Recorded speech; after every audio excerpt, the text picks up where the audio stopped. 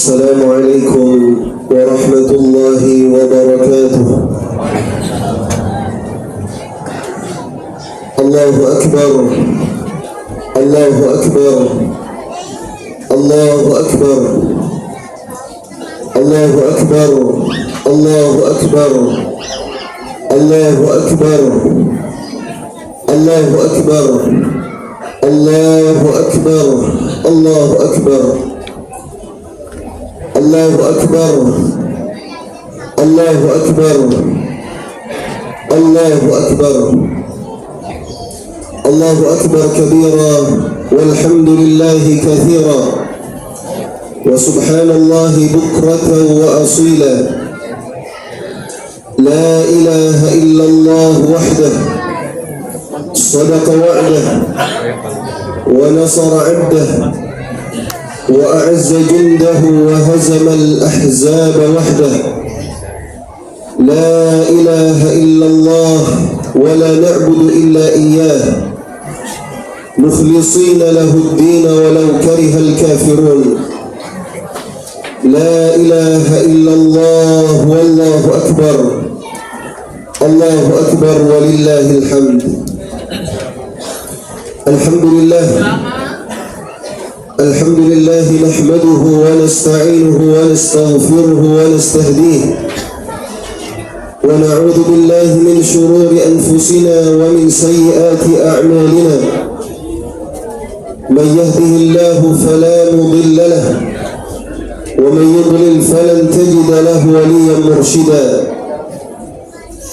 أشهد أن لا إله إلا الله وحده لا شريك له وأشهد أن محمدا عبده ورسوله أرسله الله بالهدى ودين الحق ليظهره على الدين كله ولو كره الكافرون.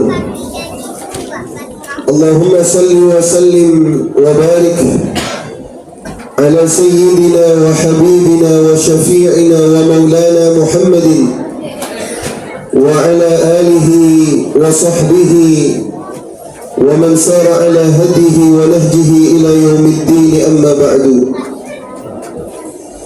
قال الله تعالى في القرآن الكريم: أعوذ بالله من الشيطان الرجيم: يا أيها الذين آمنوا اتقوا الله حق تقاته ولا تموتن إلا وأنتم مسلمون.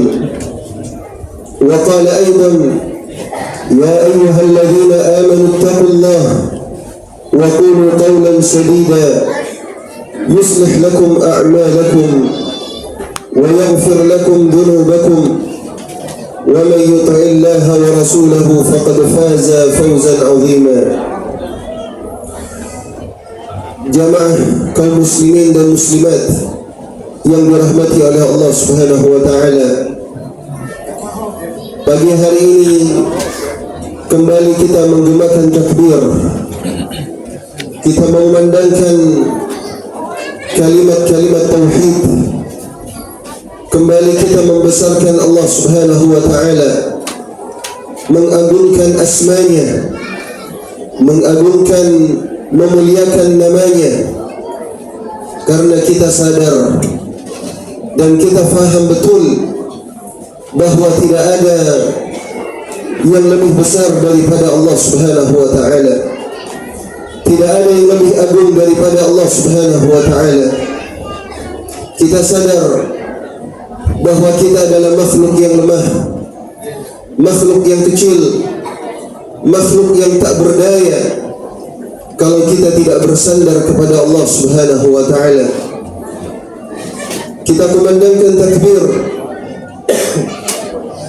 karena memang di hari-hari ini adalah hari-hari yang sangat dimuliakan oleh Allah.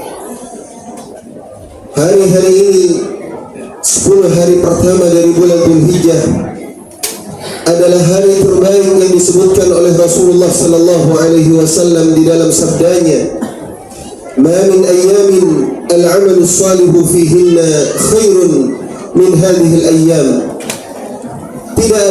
Tidak ada satu amal pun yang lebih baik di sisi Allah, yang lebih dicintai oleh Allah Subhanahu wa taala selain dari amalan yang kita kerjakan di 10 hari pertama dari bulan Dzulhijjah.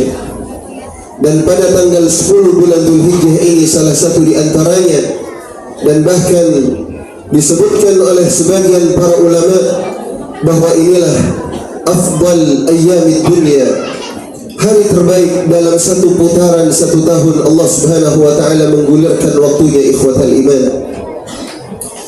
Hari raya Idul Adha, ikhwatal iman, identik dengan dua ibadah besar yang dilakukan oleh kaum muslimin di seluruh dunia. Yang pertama, dia tidak terlepas dari ibadah haji, karena bertepatan dengan manasik haji. Saat ini saudara-saudara kita kaum muslimin yang lainnya, mereka yang diundang oleh Allah Subhanahu wa taala untuk datang ke tempat-tempat yang mulia, melaksanakan salah satu ibadah yang dimuliakan oleh Allah Subhanahu wa taala, melaksanakan ibadah haji ke Baitullahil Haram. Mereka datang dengan penuh ketaatan, dengan penuh keridhaan, dan itu adalah salah satu dari bagian muktamar umat Islam tahunan, ikhwatal iman. Muktamar tahunan umat Islam yang menggambarkan bahwa manusia di sisi Allah Subhanahu wa taala, di hadapan Allah Subhanahu wa taala, semuanya statusnya sama, kedudukannya sama di mata Allah Subhanahu wa taala. Tidak ada perbedaan di antara mereka, ikhwatal iman. Walaupun mungkin di antara mereka ada seorang pejabat, tapi ketika mereka melaksanakan ibadah haji, mereka mengenakan kain ihram yang sama, tidak ada bedanya.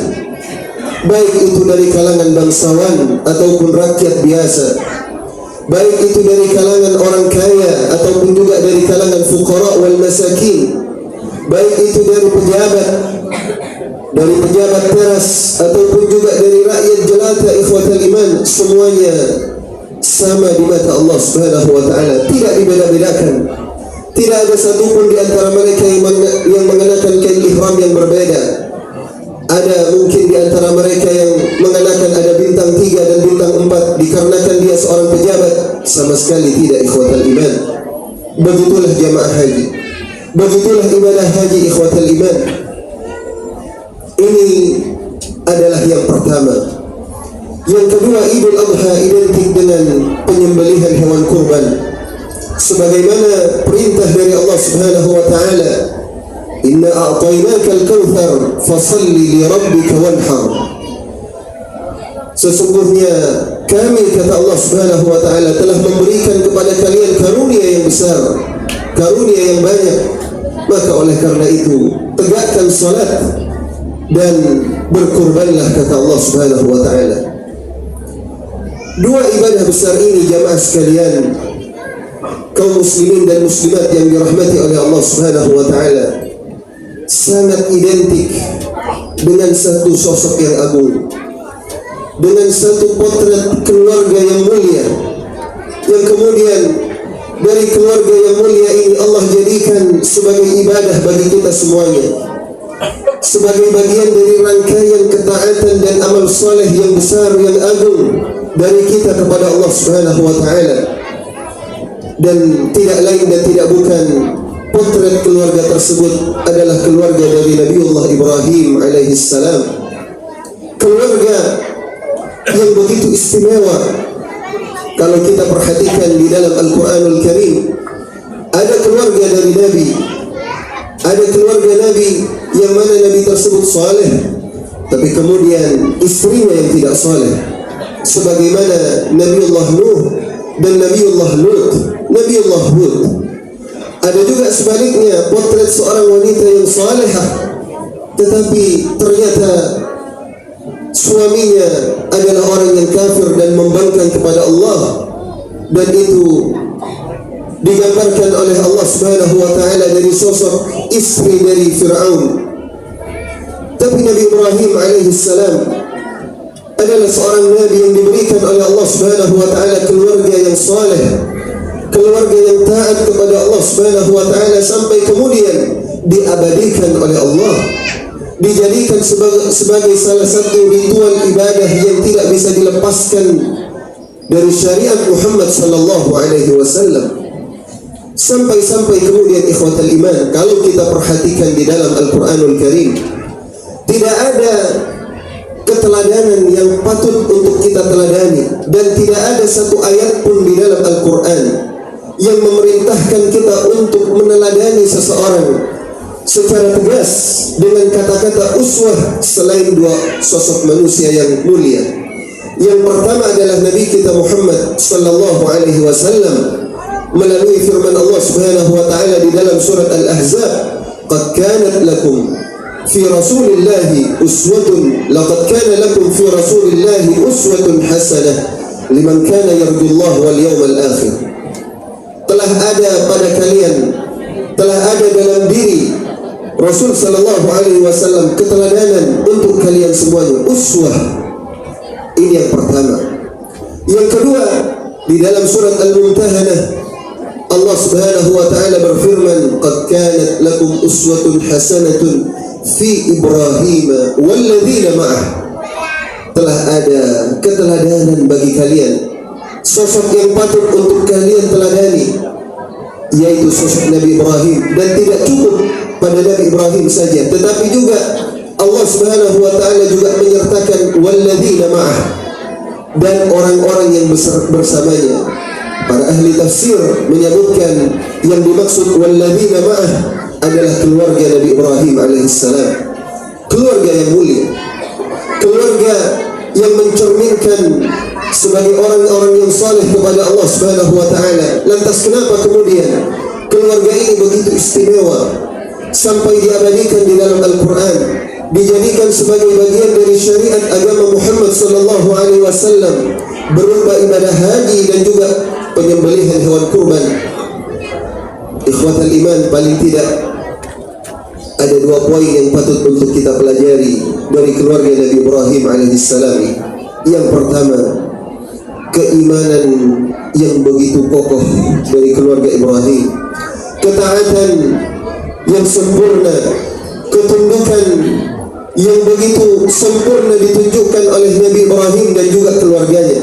Nabi Ibrahim sebagai seorang suami, sebagai kepala keluarga, dia memberikan contoh kepada istrinya, memberikan contoh kepada anak-anaknya bagaimana menjadi seorang yang saleh.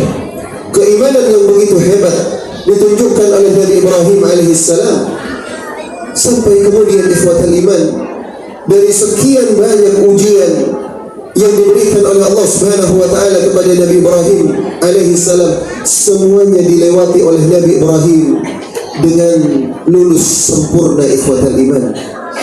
Berbagai macam ujian, dari satu ujian ke ujian yang berikutnya, dari satu cobaan tes keimanan yang diberikan oleh Allah Subhanahu wa taala kepada Nabi Ibrahim, dari satu ujian ke ujian yang berikutnya, dan ujian yang berikutnya tidaklah lebih ringan dari yang sebelumnya, tapi justru lebih berat ikhwatal iman. Dimulai dari awalnya Nabi Ibrahim tidak memiliki anak, yang kemudian terus dia berhijrah ke Palestina, kemudian hijrah lagi ke Makkah Al-Mukarramah, yang dimana disebutkan oleh Nabi Ibrahim sendiri, "Rabbi askantu biwadin ghairi dhi zar'in inda baitikal muharram." Ya Allah, Engkau telah memberikan tempat kepadaku biwadin ghairi dhi zar'in, di satu lembah yang tidak ada satupun tanaman, tidak ada makhluk hidup di sana, padang pasir, tidak ada sumber kehidupan, tapi oleh Allah Subhanahu wa taala disuruh Nabi Ibrahim untuk tinggal di sana bersama dengan keluarganya, Sayyidah Hajar dan juga Nabi Ismail alaihissalam yang masih bayi. Baru sampai di sana baru beberapa hari, sudah disuruh, diperintahkan oleh Allah Subhanahu wa taala untuk pergi lagi meninggalkan keluarganya, hanya meninggalkan Sayyidah Hajar dan Nabi Ismail. Mereka berdua saja di Makkah Al-Mukarramah. Bagaimana perasaan seorang suami dan seorang ayah meninggalkan istri dan anaknya dalam kondisi yang semacam itu ikhwatal iman?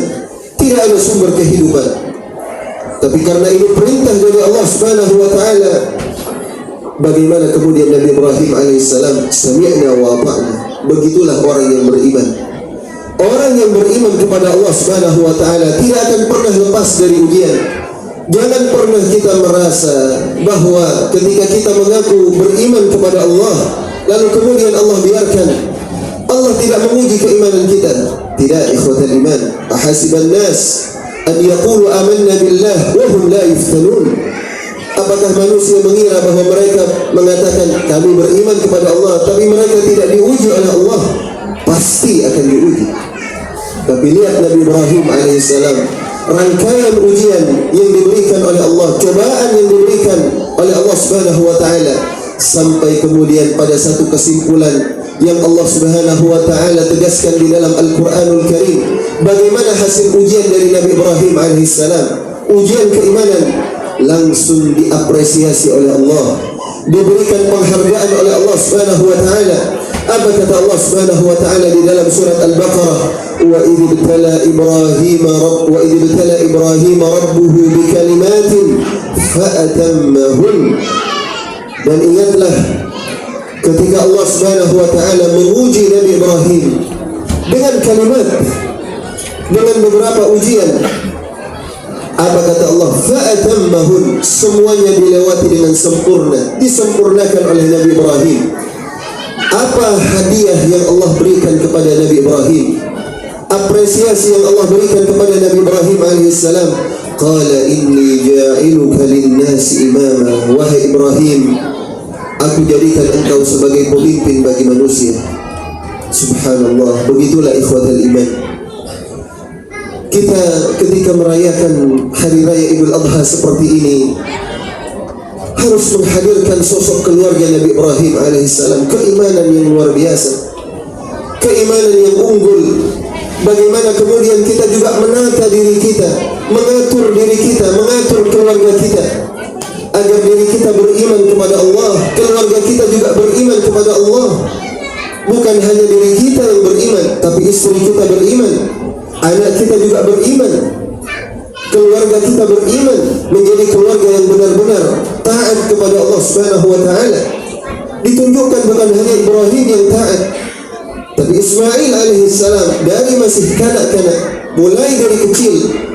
Dan kita lihat bagaimana kisahnya ketika Nabi Ibrahim alaihissalam berkata, "Ya bunayya, inni ara fil manami anni adbahuka fanzur madza tara."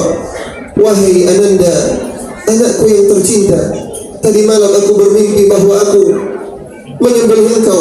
Fanzur madza tara. Bagaimana menurutmu? Bagaimana pandanganmu? Seorang anak yang soleh, hasil didikan dari orang tua yang soleh, hasil didikan dari bapak yang soleh, ibu yang solehah, maka insya Allah akan muncul anak-anak juga yang soleh dan solehah. Apa jawaban keimanan dari Nabi Ismail yang masih anak-anak? Usianya mungkin baru 6 tahun, 5 tahun, ikhwatal iman. Nabi Ismail kecil menjawab, "Ya abati fa'al ma tu'mar, satajiduni insyaallah minas sabirin." Maka engkau akan mendapatiku insyaallah termasuk dalam orang-orang yang sabar. Ikhwatal iman, keluarga yang soleh, keluarga yang sakinah, inilah yang kita harapkan, yang kita damba-dambakan. Tidak akan lahir dari sosok suami yang soleh saja, kemudian istrinya tidak solehah, anaknya tidak soleh. Tidak. Keluarga yang soleh tidak hadir ketika hanya istrinya yang solehah, tapi kemudian suaminya tidak soleh, anaknya tidak soleh dan solehah. Tapi ini adalah kerjasama ikhwatal iman. Lihat bagaimana Nabi Ibrahim alaihissalam. Saat ini kita mengadukan dan mengeluhkan bagaimana kemudian anak-anak yang kemudian mereka menyimpang dari agama Allah, lebih senang dengan hura-hura, lebih senang dengan hal-hal yang sifatnya jauh dari ketaatan. Dia senang dengan kemaksiatan, dia senang dengan kelalaian, dia senang dengan main-main, jauh dari Al-Quran, jauh dari yang namanya taat dan ibadah kepada Allah. Dia tidak kenal kepada yang namanya agama. Bahkan kemudian fenomena pornografi, fenomena kemaksiatan, perzinahan, hubungan antar laki-laki dan wanita yang bukan mahramnya menjadi sebuah fenomena yang biasa dan lumrah. Lalu kemudian ketika terjadi satu musibah, anaknya hamil di luar pernikahan, lalu orang tuanya yang kemudian bersedih, menangis terseduh-seduh. Lantas kenapa itu terjadi? Karena diawali dari pembinaan keluarga yang tidak benar, pembinaan keluarga yang keliru, ikhwatal iman, tidak mencontoh kepada sosok Nabi Ibrahim alaihissalam. Sekarang saatnya ikhwatal iman kita merayakan hari raya Idul Adha, melihat jemaah haji merayakan penyembelihan hewan kurban. Kita mengingat bagaimana dahulu Nabi Ibrahim bersama dengan keluarganya membina keluarga yang islami, taat kepada Allah. Inilah yang kita dambakan dan kita harapkan ikhwatal iman. Allahu Akbar, Allahu Akbar, Allahu Akbar, walillahil hamd. Yang kedua yang kita bisa ambil pelajaran yang sangat penting dari Nabi Ibrahim alaihissalam, bahwa berkaitan dengan yang pertama, yang namanya keimanan butuh penyokong yang utama, butuh dukungan support yang penting yang mendukung keimanannya. Dukungan apa itu? Dukungan itu adalah ibadah salat, ikhwatal iman. Karena Nabi Ibrahim alaihissalam ketika meninggalkan keluarganya, sesampainya di Makkah, kemudian ada perintah dari Allah Subhanahu wa taala untuk meninggalkan Makkah, kembali ke Palestina, meninggalkan Hajar dan juga Ismail berdua di sana. Tidak ada air, tidak ada makanan. Tapi Nabi Ibrahim dengan keimanannya, dia tahu betul bahwa Allah Subhanahu wa taala tidak akan pernah menyia-nyiakan. Yang kemudian juga direspon oleh istri beliau ketika bertanya kepada Nabi Ibrahim, kenapa engkau pergi wahai Ibrahim? Lalu kemudian Nabi Ibrahim memberikan isyarat bahwa Allah, ini perintah dari Allah. Apa jawaban dari Sayyidah Hajar? Idzan lan yudayya'ana Allah abadan. Jika memang itu benar perintah dari Allah, pasti Allah tidak akan pernah menyia-nyiakan kami. Ini keimanan kepada Allah. Tapi bagaimana itu? Itu butuh dukungan. Dukungannya adalah salat. Ketika meninggalkan mereka berdua di sana, apa yang diminta oleh Nabi Ibrahim alaihissalam? Yang pertama kali diminta, mungkin kalau keluarga sekarang ketika meninggalkan keluarganya, yang diminta pertama kali adalah harta, yang diminta pertama kali adalah makanan, yang diminta pertama kali adalah sembako, yang diminta pertama kali adalah rumah, sandang, pangan dan papan. Itulah yang diminta pertama kali. Tapi Nabi Ibrahim alaihissalam ketika mengatakan, Rabbi inni askantu min dhurriyyati biwadin ghairi dhi zar'in inda baitikal muharram Rabbana liyuqimus shalah. Ini yang pertama, ikhwatal iman. Ya Allah, jadikanlah mereka, istriku dan anak-anakku, sebagai orang-orang yang menegakkan salat, sebagai orang-orang yang perhatian kepada salatnya. Sebab ini adalah penopang utama keluarga yang saleh dan salehah, keluarga yang tentram, keluarga yang sakinah. Ketika tidak ditopang dengan yang namanya salat, maka dia akan hancur berantakan, ikhwatal iman. Yang pertama adalah salat, salat, salat. Ini yang menjadi PR besar kita, ikhwatal iman.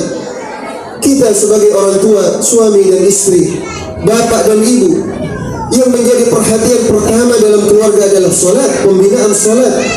Sebagaimana Nabi Ibrahim alaihissalam, fenomena salat sekarang ini, ikhwatal iman, jauh sekali dari anak-anak muda.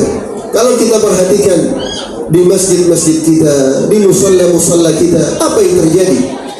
Yang terjadi adalah fenomena di mana dipenuhi oleh orang-orang tua. Tapi kemana anak-anak mudanya? Kemana mereka semuanya, ikhwatal iman? Ternyata mereka ada di rumahnya, mereka sedang menonton televisi, mereka sedang bermain game, mereka sedang melakukan ini dan itu, ditinggalkan anak-anaknya. Perhatikan bahwa keluarga itu adalah tanggung jawab dari kita semuanya, dan salat itu adalah penopang. Oleh karena itu Rasulullah sallallahu alaihi wasallam digambarkan oleh Jabir ibn Abdullah.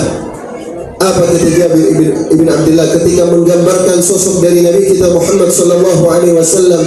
Kana idza hazabahu al-amr adda as-salah. Rasulullah kalau sudah berada dalam kondisi yang sulit, yang berat, adda as-salah. Rasulullah menegakkan salat, karena salat akan menjadi solusi dalam setiap kehidupan kita, ikhwatal iman.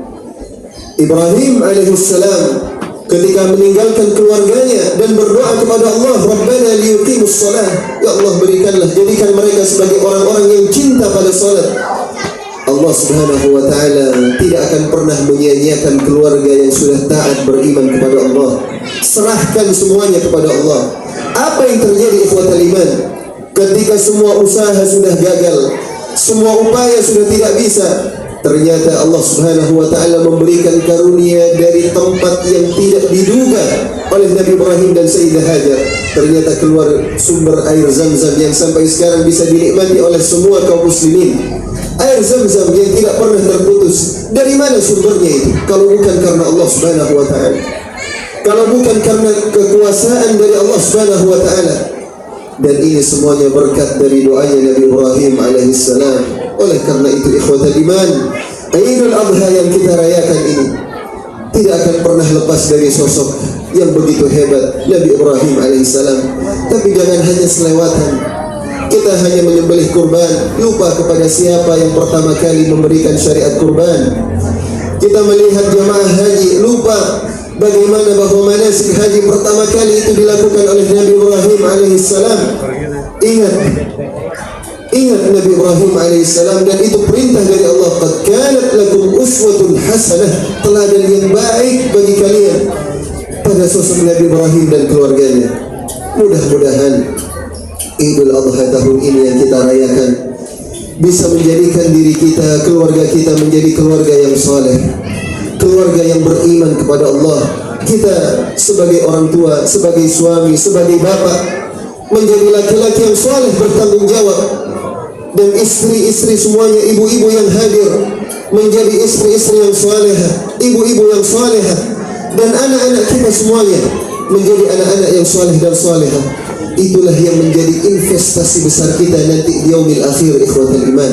Mudah-mudahan Allah Subhanahu wa taala mengabulkan apa yang kita minta ini. Aqulu qawli hadza wa astaghfirullah li wa lakum wa li sa'iril muslimin wal muslimat fastaghfiruhu innahu huwal ghafurur rahim. Muhammad wa ala ali sayyidina Muhammad.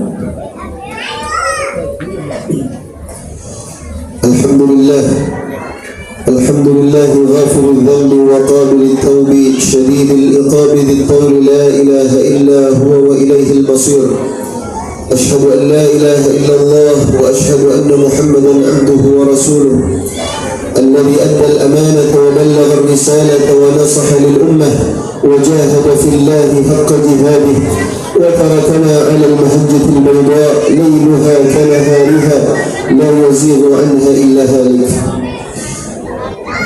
Kaum muslimin muslimat yang dirahmati oleh Allah, di khutbah yang kedua ini saya ingin sedikit mengingatkan diri kita terkait dengan hari raya Idul Adha, ibadah haji, bahwa ada satu hal yang perlu untuk kita ingat bersama-sama dari sosok Nabi Ibrahim alaihissalam, bahwa Nabi Allah Ibrahim ada dua tempat tinggal Nabi Ibrahim yang disinggahi oleh Nabi Ibrahim alaihissalam.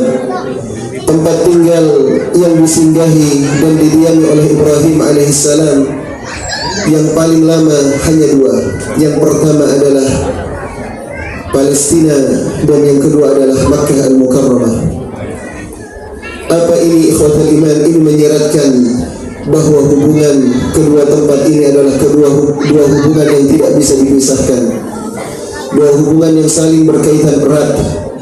Dan saat ini ikhwatul iman, saudara-saudara kita di Palestina, khususnya di Gaza, sedang mengalami krisis yang luar biasa. Kezaliman, penindasan dan penganiayaan, genosid yang dilakukan oleh Yahudi, Zionis Yahudi laknatullah. Maka jangan pernah kita mengabaikan dan melupakan perhatian kita kepada saudara-saudara kita yang ada di Gaza. Alhamdulillah, kita saat ini menikmati makanan enak, istirahat yang cukup, dan sebentar lagi kita akan menikmati hidangan-hidangan yang lezat dengan daging yang sangat renyah, enak, empuk, baik itu daging sapi ataupun daging kambing. Bayangkan bagaimana saudara-saudara kita yang ada di Gaza, jangankan makan, tidur pun mereka tidak tahu harus tidur di mana. Maka itu ikhwatal iman, ini ada satu pesan dari Allah Subhanahu wa taala bahwa antara bumi Palestina dengan Makkah Al-Mukarramah adalah dua ikatan ruhiyah yang tidak bisa dilepaskan. Kalau kita perhatian kepada Makkah Al-Mukarramah yang menjadi Baitullah, maka kita juga harus peduli kepada kondisi saudara-saudara kita yang ada di Palestina, karena itu adalah tanggung jawab kita semuanya. Kalau salah satunya diabaikan, berarti kita mengabaikan agama Islam. Maka itu ikhwatal iman, kita juga berharap dan memohon, berdoa kepada Allah, mudah-mudahan Allah Subhanahu wa taala segera memberikan kemenangan dan pertolongan kepada saudara-saudara kita, khususnya yang ada di Gaza. Dan di akhir dari khutbah ini, marilah kita sama-sama mengangkat kedua tangan kita, berdoa kepada Allah Subhanahu wa taala, mudah-mudahan Allah kabulkan hajat, doa dan permintaan kita semuanya. Bismillahirrahmanirrahim. Alhamdulillahirabbil alamin. Allahumma ighfir lil muslimina wal muslimat wal mu'minina wal mu'minat al ahya'i minhum wal amwat. Allahumma a'izz al islam wal muslimin wa adhill al shirka wal mushrikin wa ahlik al kafarata wal mushrikin wa dammir a'da'aka a'da' ad-din. Allahumma ansur man nasara ad-din wa akhdhil man khadhala al muslimina ya rabbal alamin. Allahumma ansur ikhwanana المسلمين المظلومين في غزة وفي فلسطين. اللهم انصرهم نصرا عزيزا وارزقهم فتحا مبينا. اللهم افرغ عليهم الصبر والثبات والتمكين والإيمان.